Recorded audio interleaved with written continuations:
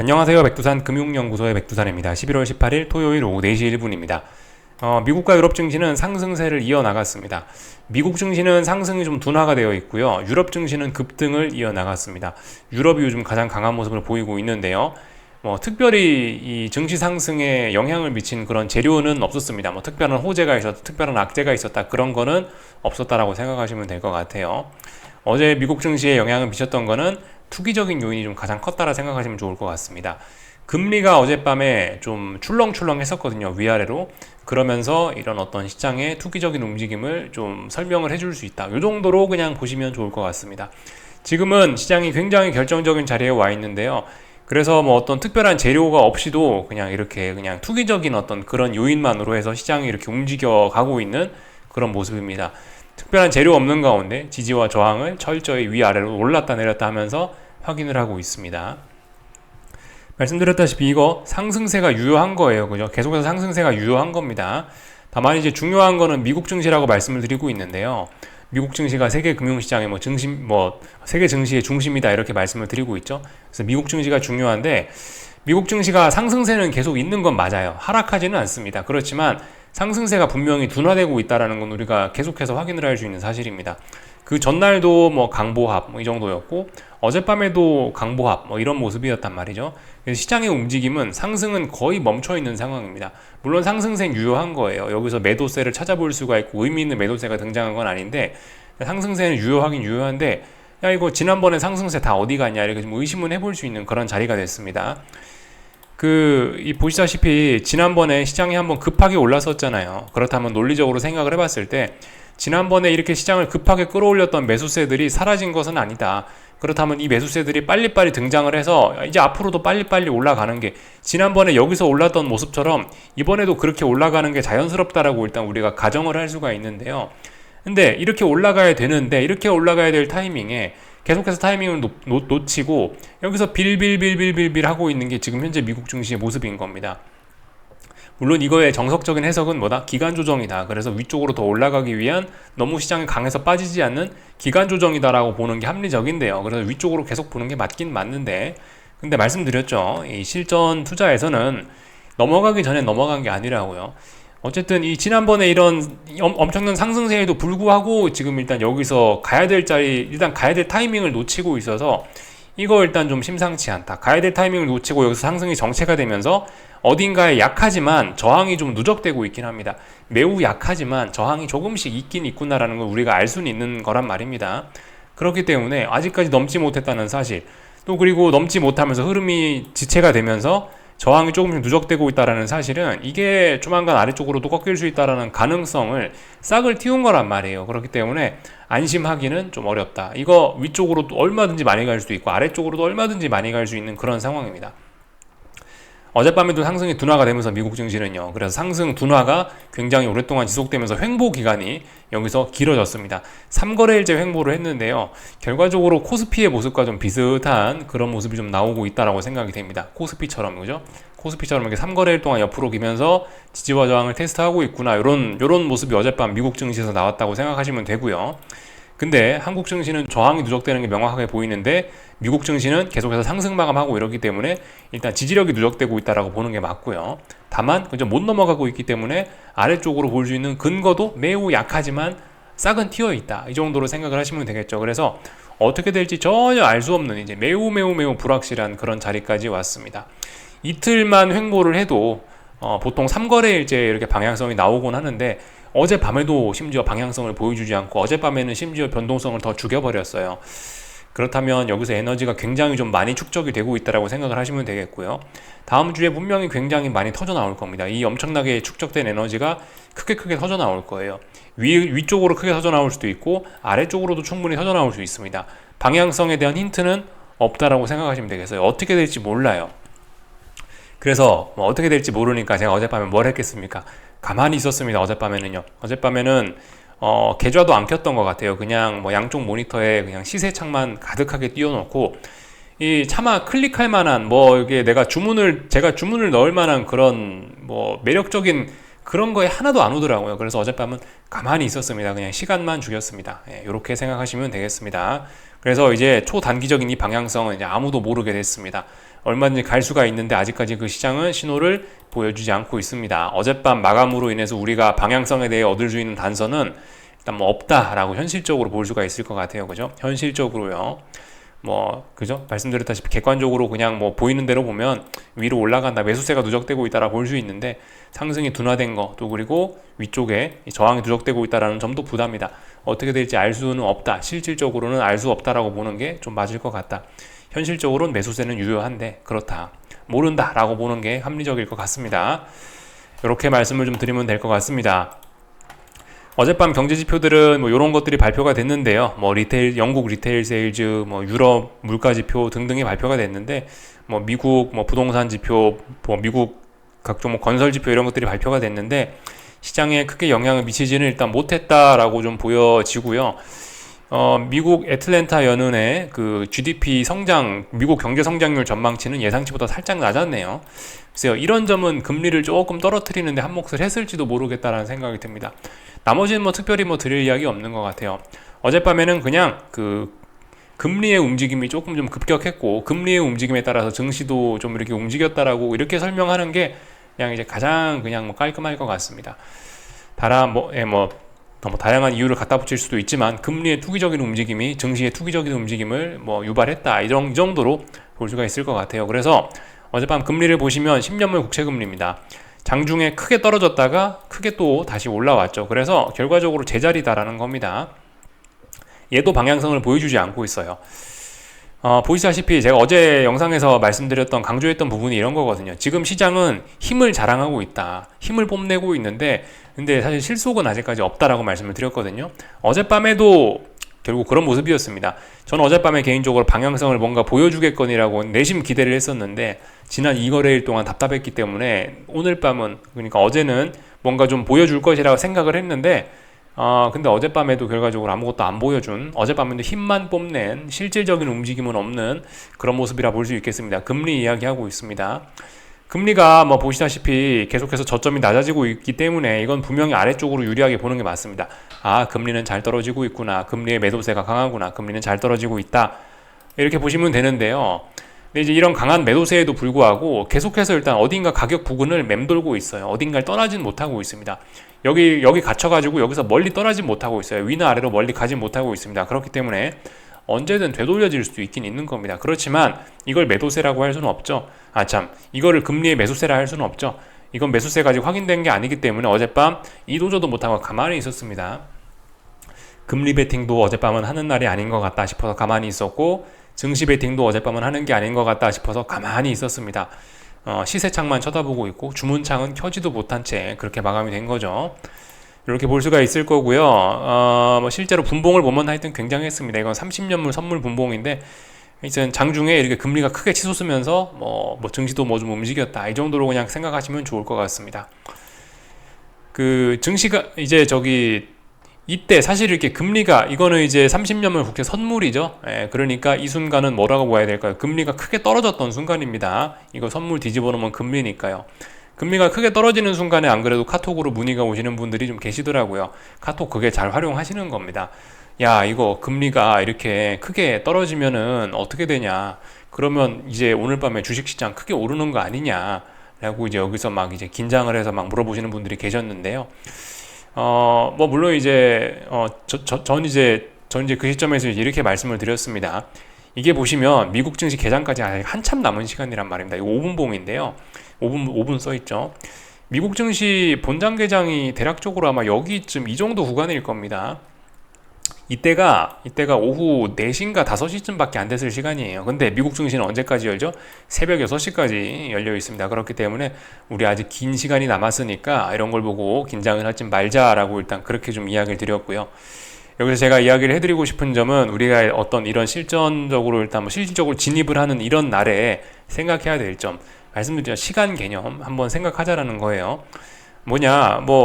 어쨌든 미국 증시는 새벽 6시까지 열린다는 거예요. 그렇기 때문에 장 초반에 너무 많이 움직이면 되돌릴 수밖에 없다.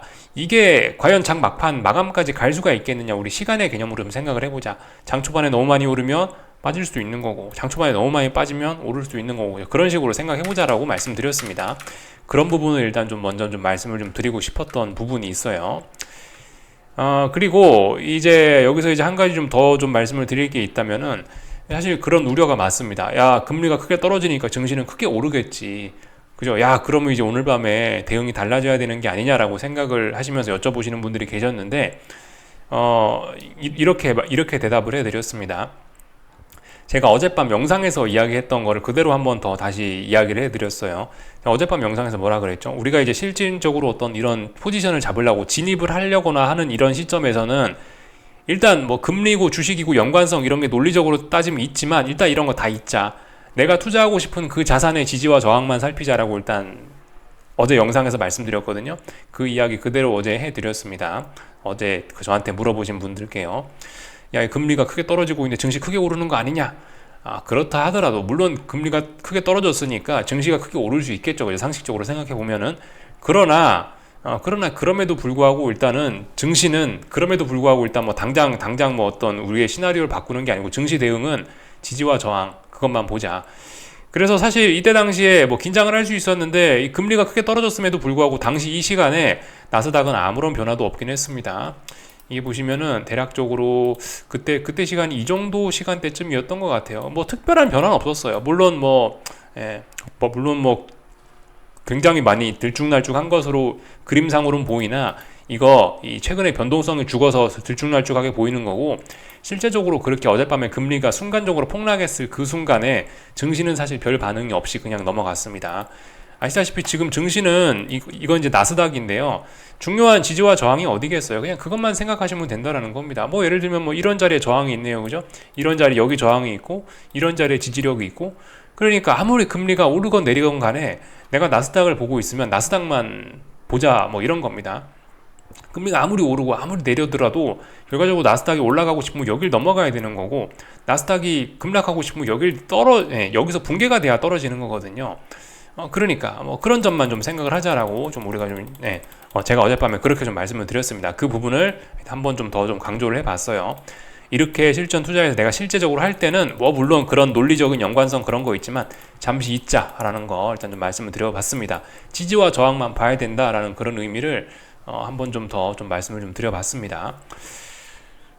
그래서 뭐 다 좀 말씀을 드린 것 같고 제가 어젯밤에 뭐 아무것도 안 했다 말씀드렸죠, 그죠? 아무래도 선물이 이렇게 치솟고 있는데 금리가 푹 떨어지고 있는데 이런 상황에서 어떤 뭐 금리가 또 올라간다라고 베팅을 하기에는 어떤 금리의 지지력이 제대로 확인이 안 된 그런 부분이 있었기 때문에 어젯밤 금리는 이건 금리 상승에 이거 잘못 베팅하다가 이거 뼈도 못 줄인다 싶어서 가만히 있었습니다. 어쨌든 한 번에 이렇게 크게 치솟았던 영향을 받긴 받는단 말이죠. 그렇기 때문에 분명히 금리의 지지력 확인에는 조금 시간이 더 걸릴 거다라고 판단을 했고요. 그래서 그냥 가만히 있었습니다. 금리는 생각도 안 했고요. 나스닥 같은 경우는 어젯밤에 이제 이런 기준을 갖고 보고 있었어요. 어젯밤엔 사실 좀 굉장히 좀 편안하게 지켜본 점이 있습니다.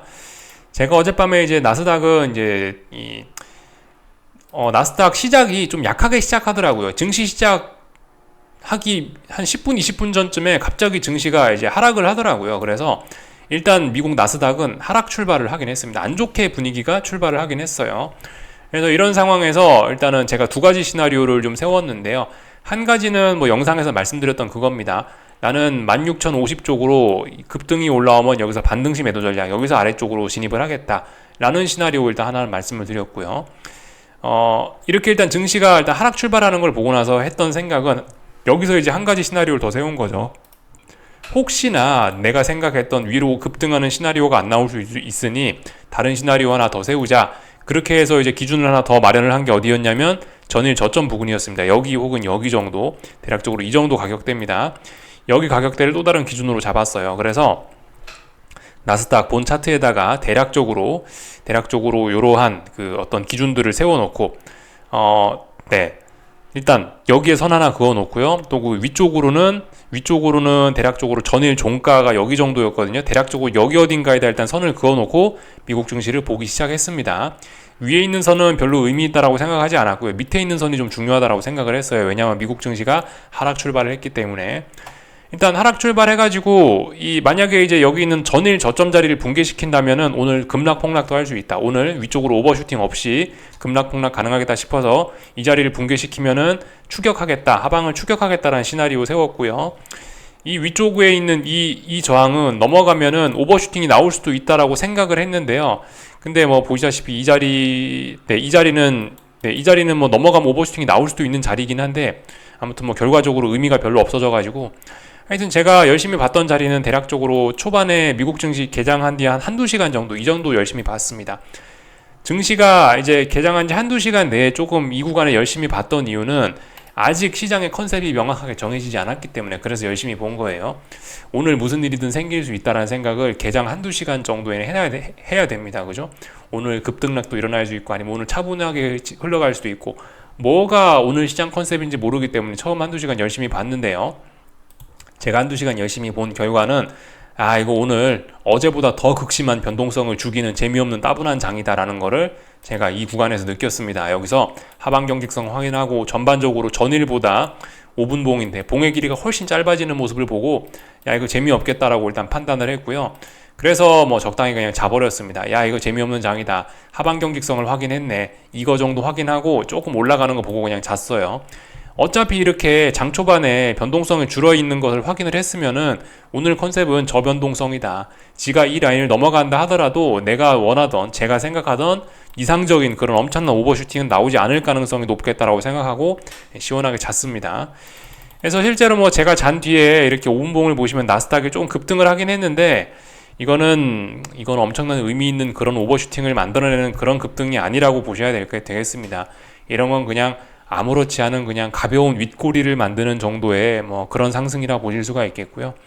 그래서 하여튼 어젯밤 미국 증시는 하방 경직성을 주로 확인하는 선에서 끝났다. 물론 저항도 확인했는데 저항은 강하게 확인한 게 아니고 살짝 확인했다. 이 정도의 의미가 있겠습니다. 그래서 하여튼 아무것도 안 하고 답답한 구간에서 움직이고 저변동성인 거라는 그런 컨셉을 확인하고 잤다라는 이야기입니다. 그래서 아무것도 안 했다라는 이야기고요. 지금 같은 상황에서 지금같이 이렇게 시장의 변동성이 커져 있는 상황에서 금리의 움직임 보세요. 금리가 날아다닙니다. 진짜 실제로 내 돈 넣고 보시면은 금리가 예전에 비해서 날아다닌다라는 걸 좀 많이 느끼실 수가 있고요. 당연히 증시의 변동성도 예전과 다릅니다. 증시도 나스닥이 날아다니고 S&P가 날아다닙니다. 그런 걸 진짜 느낄 수 있는 그런 장이거든요. 날아다니는 상황에서 이제 이런 상황에서는 어설픈 변동성으로는 안 돼요. 어설픈 변동성으로는 시장이 하락하기 위해서는 이렇게 비정상적인 이런 고변동성 상황에서는 엄청난 변동성이 나와줘야 이 상승을 끝낼 수 있다라는 생각을 갖고 있었거든요.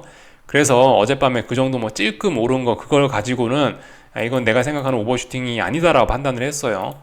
지금 보시면 이러한 엄청난 나스닥 시세가 진행되고 있는데, 이거를 끝내고 싶으면 15일날 보이는 이 정도의 윗꼬리가 보이시죠? 최소한 이 정도 길이의 윗꼬리가 나와줘야 된다라고 판단을 했습니다. 근데 어젯밤 윗꼬리 보시면 뭐 0.1cm도 안 되는 것 같습니다. 그렇기 때문에 어젯밤 뭐 저렇게 찔끔 움직이는 이런 거는, 어젯밤 분봉상에서 찔끔 올랐고 이런 거는 큰 의미가 없다라고 생각을 합니다. 물론 저항을 확인하긴 한 건데 큰 의미는 없다라고 봤습니다. 5분 봉상에서 봤을 때 최소한 지난번 15일날 나왔던 이런 예시가 나와줘야 돼요. 엄청난 음봉, 이런 거를 보여줘야지 그래도 조금 좀 의미가 있다. 이런 게 아니고서 뭐 지금 나오는 이 정도 조금 오른 거 가지고는 이거는 슈팅이라고 볼 수가 없다라는 판단입니다. 지금 정도의 이런 변동성을 고려하면요, 이런 고변동성을 고려하면은 이런 상승을 끝내기 위해서는 좀 제법 강한 게 나와야 된다라는 게 제 생각이에요. 이건 아니라고 봅니다. 그래서 한국 증시와 비스무리한 코스피와 비스무리한 그런 마감들을 결과적으로 하긴 했는데, 하여튼 코스피는 전반적으로 봤을 때 어떤 매도세를 확인하고 있는 모습이 좀 뚜렷하고, 미국 증시는 좀 전반적으로 매수세를 확인하고 있는 모습이 좀 뚜렷하긴 한데요. 어쨌든 한국 증시나 매도세를 확인한 한국 증시나 매도세를 확인한 미국 증시나 저런 거에다 대고 큰 의미를 부여하기는 어렵다라는 겁니다. 얼마든지 위든 아래든 크게 갈 수 있다라는 게 이런 패턴을 보면서 주의하실 점이에요. 그래서 하여튼 좀 주의를 좀 하셔야 되겠다 싶습니다. 어디로든 갈 수 있다. 그래서 일단 이런 이야기를 좀 드렸고요. 어제 이제 안 그래도 카톡으로 여러 가지 좀 이야기를 하면서 좀 느낀 점이 있는데, 이런 이야기를 좀 일단 해드리고 싶습니다. 제가 요즘 이제 위험 관리에 대해서 좀 중요하다라고 좀 강조 말씀을 많이 드리고 있는데요. 위험 관리도 물론 중요한데 그보다 조금 더 중요한 게 있다라고 생각해요. 제가 이 부분을 좀 간과해서 말씀을 좀 안 드렸던 것 같아요. 이 진입과 청산이, 그러니까 매매가 너무 잦으신 분들이 좀 계신 것 같더라고요. 매매가 너무 잦으면은 이거는 위험 관리의 의미가 굉장히 퇴색됩니다. 그러니까 애초에 매매 횟수 자체를 일단 좀 줄이려는 시도를 하는 게 제 생각에 좀 중요할 것 같아요. 매매 횟수를 줄이려면은 본인이 어디가 중요한 자리인지에 대한 파악이 좀 먼저 돼 있어야 된다고 생각을 하거든요.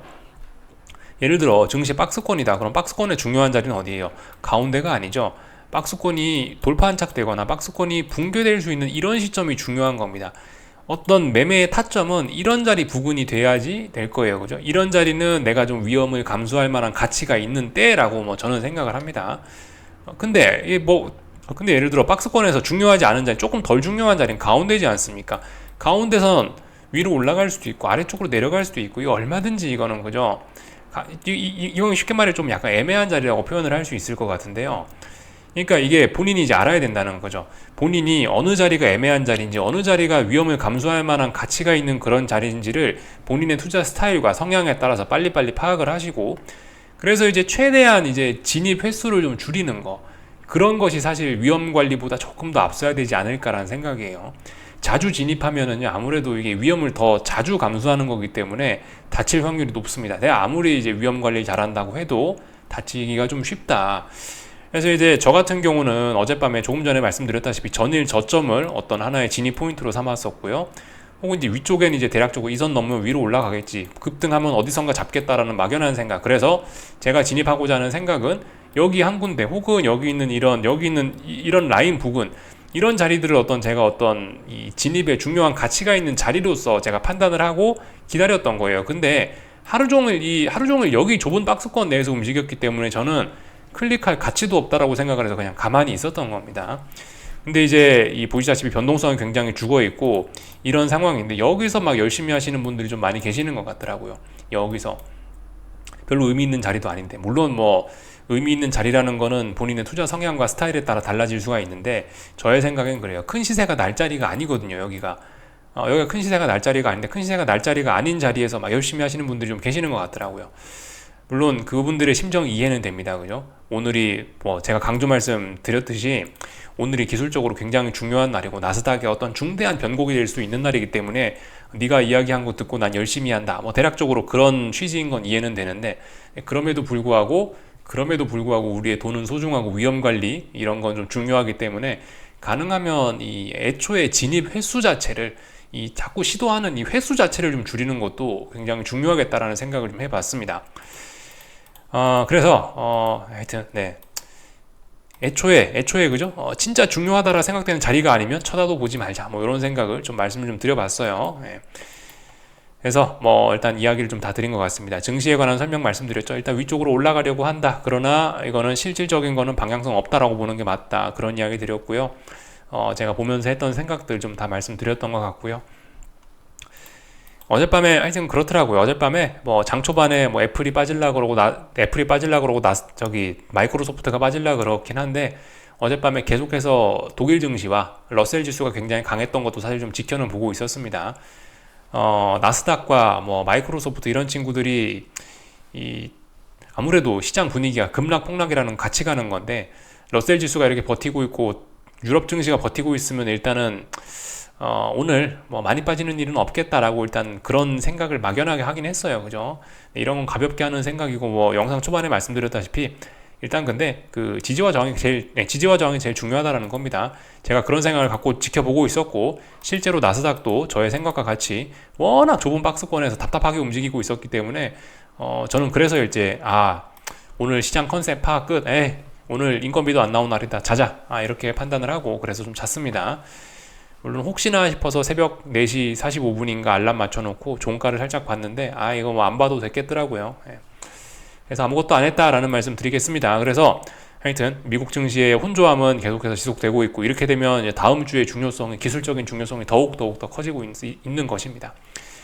어젯밤 마감에 대해서 특별히 기술적으로 더 드릴 이야기는 없습니다. 어젯밤 금리가 올라다 떨어지고 달러가 어떻게 되고 그래봐야 다 이게 힘만 자랑하고 있는 그런 모습의 연속이라 생각하시면 좋을 것 같아요.